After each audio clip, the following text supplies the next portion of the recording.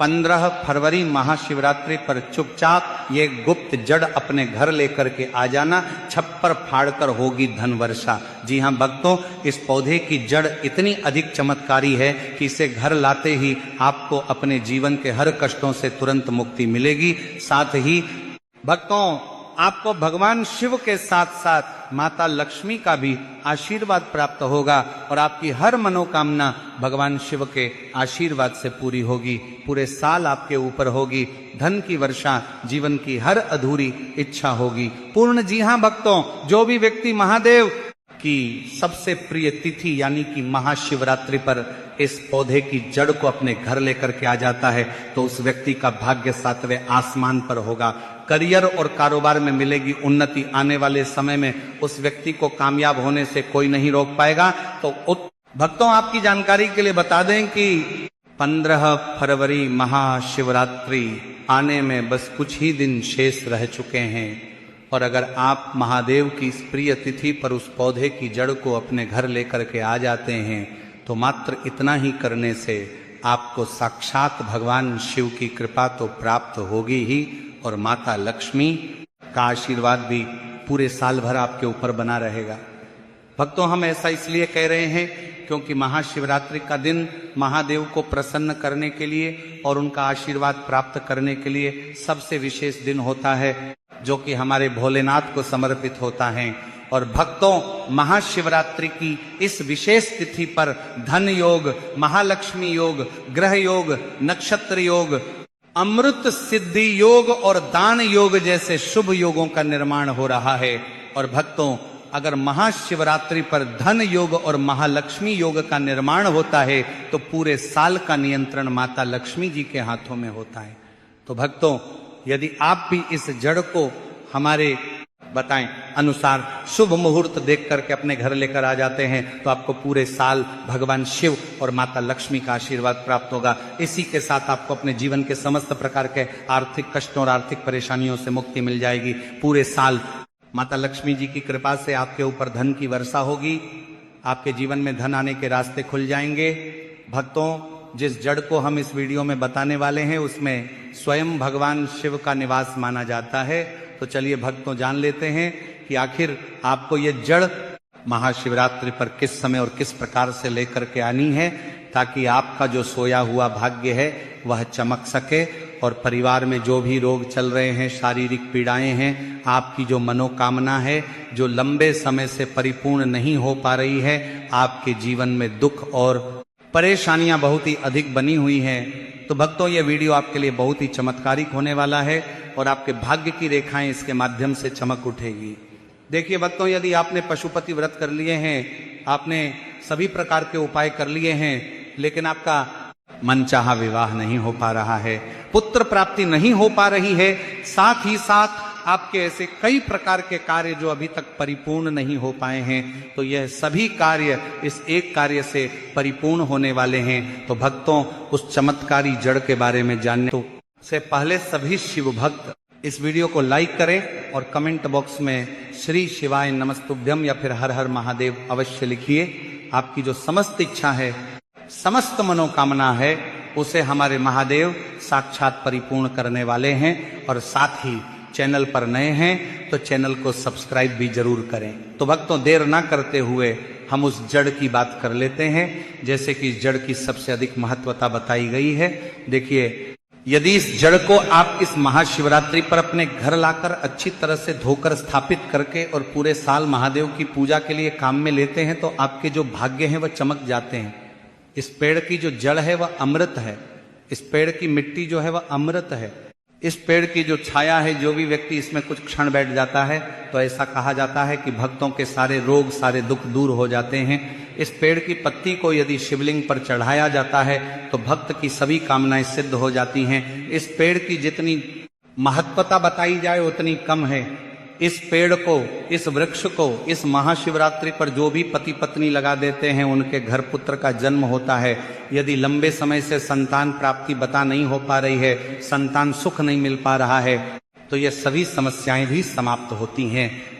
क्योंकि ये जो पौधा है महादेव का स्वयं अंश माना गया है। यह पौधा कोई सामान्य नहीं है, यह पौधा एक चमत्कारिक पौधा है। जिस वृक्ष यानी कि जिस पौधे की हम बात कर रहे हैं वह है बेलपत्र का वृक्ष। भक्तों, महाशिवरात्रि का पर्व आने में बस कुछ ही दिन शेष रह चुके हैं और इस महाशिवरात्रि पर आपको बेलपत्र की वृक्ष की जड़ को किसी भी दिन अपने घर लेकर के आ जाना है। यानी कि आपको बेलपत्र का जो वृक्ष है इससे तोड़ के लानी है और इसे आपको अपने घर लाके अच्छे से इसे साफ सुथरे पानी से धो लेना है। देखिए, ये जो बेलपत्र की जड़ आप लेकर के आएंगे तो इसे आपको शुभ तिथि में लेकर के आना है। तो भक्तों, बेलपत्र की जड़ को लेकर के आने से पहले आपको बेलपत्र की पत्तियों को तोड़ने और इस जड़ को लाने से जुड़े कुछ नियम भी जान लेना चाहिए। तो भक्तों, सबसे पहले तो बेलपत्र की जो जड़ है इसे आपको सोमवार के दिन बिल्कुल भी लेकर के नहीं आना है, क्योंकि सोमवार के दिन बेलपत्र की पत्तियां तोड़ना, बेलपत्र की छाल तोड़ना अच्छा नहीं माना जाता है। साथ ही साथ पूर्णिमा की जो तिथि है इस पर भी आप बेलपत्र की पत्ती या फिर जड़ तोड़ के नहीं ला सकते हैं, इस बात का भी आपको ध्यान रखना है। साथ ही साथ अमावस्या की जो तिथि है इसमें आप रात्रि के समय या फिर शाम के समय बेलपत्र की पत्ती या फिर जड़ तोड़ करके नहीं ला सकते हैं। इसके अलावा आप अन्य कोई भी दिन हो, चाहे वो मंगलवार का दिन हो, बुधवार का दिन हो, गुरुवार का दिन हो, शुक्रवार का दिन हो, शनिवार का दिन हो, रविवार का दिन हो, किसी भी प्रकार का दिन हो, उस दिन आप बेलपत्र की पत्ती और बेलपत्र की जड़ लेकर के आ सकते हैं। बस आपको सोमवार, शिवरात्रि, प्रदोष, अमावस्या, पूर्णिमा, इन तिथियों पर बेलपत्र की वृक्ष की पत्ती या फिर जड़ लेकर के नहीं आना चाहिए। तो देखिए, सबसे पहले तो आपको बेलपत्र की जड़ अपने घर लेकर के आ जानी है। अब भक्तों ध्यान दीजिए कि 14 फरवरी को है प्रदोष की तिथि और 15 फरवरी को है महाशिवरात्रि। तो इस दिन ना तो हम बेलपत्र की पत्तियां तोड़ सकते हैं और ना ही हम बेलपत्र की जड़ को लेकर के अपने घर आ सकते हैं। तो ऐसे में अब हम महाशिवरात्रि पर इस जड़ को घर कैसे ला सकते हैं? तो देखिए भक्तों, यदि आप हो सके तो इस जड़ को महाशिवरात्रि से पहले यानी कि 15 फरवरी से पहले ही अपने घर ला करके रख दीजिए और महाशिवरात्रि पर आप इस जड़ को हमारे बताए अनुसार प्रयोग कीजिए।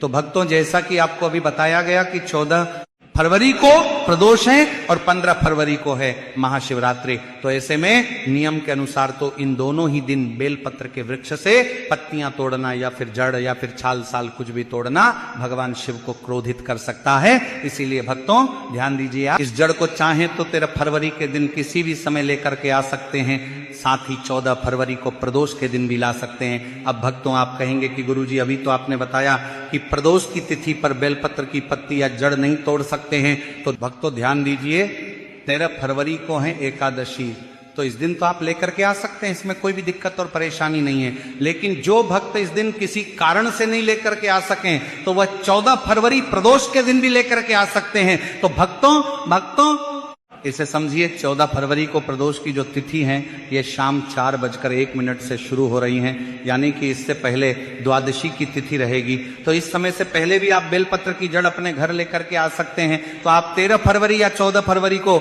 शाम 4 बजे से पहले इस जड़ को किसी भी समय अपने घर लेकर के आ सकते हैं।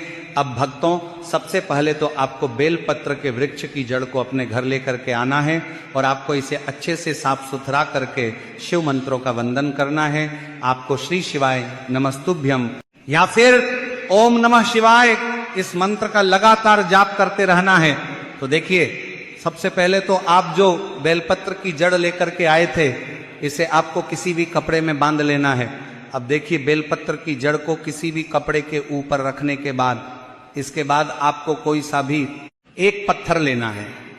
आपको मात्र एक छोटा सा पत्थर लेना है और जो आपने पत्थर लिया है उस पर आपको गंगा जल या फिर किसी भी प्रकार का शुद्ध जल थोड़ा सा डाल देना है और जो आपके पास बेलपत्र की जड़ थी, बेलपत्र के वृक्ष की जड़ थी, उसे आपको इस पत्थर के ऊपर घिसना है। यानी कि आपको बेलपत्र के वृक्ष की जड़ अपने घर लेकर के आनी है। इसके बाद आपको किसी भी प्रकार का पत्थर लेकर के उस पर आपको गंगा जल या फिर किसी भी प्रकार का अन्य जल छिड़क करके इस पर ही आपको जो आप बेलपत्र के वृक्ष की जड़ लेकर के आए हैं उसे घिस के चंदन के रूप में तैयार करना है। अब आपको ये जो चंदन है इसे आपको 15 फरवरी महाशिवरात्रि पर सीधे लेकर के पहुंचना है भगवान शिव के मंदिर में। और मंदिर पहुंचने के बाद सबसे पहले तो आपको भगवान शिव के शिवलिंग के दर्शन करना है, और फिर शिवलिंग पर आपको इस चंदन से या तो त्रिपुंड का निर्माण करना है या फिर इसी चंदन से आपको शिवलिंग पर ओम का निर्माण करना है। या फिर जो भी व्यक्ति शिवलिंग पर भगवान शिव की आंखों को उभार देता है इस चंदन से, तो उसका जो बुरे से बुरा समय है वह हम सभी अच्छे समय में बदल जाता है। कहा जाता है कि महादेव उसे दर्शन देते हैं, गले लगाते हैं और उसके मन की जो कामना है उसे सिद्ध कर देते हैं। तो आपको बेलपत्र की वृक्ष की जड़ लेकर के आनी है और इसका चंदन बना करके आपको भगवान शिव के शिवलिंग पर इसे लेपित करना है। तो इस प्रकार से आपको पहला उपाय करना है बेलपत्र के वृक्ष की जड़ के चंदन से। अब दूसरा कार्य आपको यह करना है कि आप सभी को विशेष तौर पर बेलपत्र वृक्ष का जो चंदन है अगर उसे आप शिवलिंग पर चढ़ाते हैं इस महाशिवरात्रि पर या भगवान भोलेनाथ की किसी भी प्रिय तिथि पर, और यह जो शिवलिंग पर चढ़ाया हुआ चंदन है इसे आप पुनः थोड़ी सी मात्रा में अपनी हथेली में लेकर के इसे ग्रहण कर लेते हैं, यानी कि इस चंदन को प्रसाद स्वरूप भी आप ग्रहण कर लेते हैं। तो ऐसी मान्यता है कि आपके शरीर के जो भी रोग हैं, संकट है, कष्ट हैं, वह सभी दूर होने लगेंगे। तो बेल पत्र की जड़ का यह विशेष उपाय आपको करना है। साथ ही साथ आपको बेलपत्र का वृक्ष भी इस महाशिवरात्रि पर अवश्य ही लगाना है। इससे आपके घर के जो संकट, कष्ट, पीड़ा है वह सभी समाप्त हो जाती है। तो इस प्रकार से आपको महाशिवरात्रि के इस महासंयोग में बेलपत्र के वृक्ष की जड़ का प्रयोग अवश्य करना है। आपके जीवन से जो सारे संकट हैं, बाधाएं हैं, कष्ट हैं, वह स्वयं महादेव दूर करने वाले हैं। तो अंतिम मौका आपके पास बचा हुआ है, इसलिए आपको इस महाशिवरात्रि में यह चमत्कारी जड़ जरूर से लेकर आना है। जो चाहोगे वह सब कुछ मिलेगा। बस भक्तों, आपको ध्यान ये रखना है कि बेलपत्र की जड़ आपको सोमवार के दिन, अमावस्या के दिन, पूर्णिमा के दिन, प्रदोष मासिक शिवरात्रि, इन तिथियों पर तोड़ करके नहीं लाना है। बाकी आप किसी भी दिन बेलपत्र के वृक्ष की जड़ का ये उपाय कर सकते हैं। तो भक्तों, यदि जानकारी आपको उचित लगी हो तो वीडियो को लाइक करें और कमेंट में ओम नमः शिवाय या हर हर